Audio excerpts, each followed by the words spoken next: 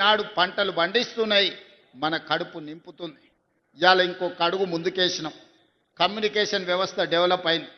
అందుకే education, irrigation and communication, communication in roads, communication in ports, communication in airports, communication in technology, వీటన్నిటిని కూడా తీసుకొని Telangana rising global summit ని ఈ నెల 8-9 తారీఖు నాడు ప్రపంచ స్థాయిలో ఈ రోజు కార్యక్రమాలను తీసుకున్నాం.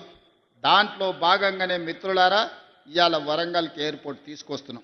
ఒక్క రోజైనా కేసీఆర్ ఆలోచన చేసిండా? ఆనాడు సోనియా గాంధీ గారు, రాహుల్ గాంధీ గారు, మన్మోహన్ సింగ్ గారు నిర్మించిన ఔటర్ రింగ్ రోడ్ అంతర్జాతీయ ఎయిర్పోర్ట్ తెలంగాణకు పెద్ద దిక్కు అయింది తప్ప తెలంగాణ రాష్ట్రంలో ఒక్క ఎయిర్పోర్ట్ లేదు. దా పక్కలో ఉన్న ఆంధ్రప్రదేశ్లో 6-7 ఎయిర్పోర్ట్లు ఉన్నాయి, మహారాష్ట్రలో 10-12 ఉన్నాయి, కర్ణాటకలో 7-8 ఉన్నాయి. కానీ తెలంగాణ రాష్ట్రంలో 10 ఏళ్ళకు మరి ఎందుకు దేవుడు బుద్ధి కలిగించలేదో, జ్ఞానోదయం ఇవ్వలేదో, విదేశాలలో చదువుకున్నాం, సాంకేతిక నిపుణులం అని పెద్ద పెద్ద పొడుగు ఉపన్యాసాలు ఇస్తారు. కనీసం తెలంగాణకు 2వ ఎయిర్పోర్టు తేవాలని ఆలోచన అయినా చేసిండ్రా?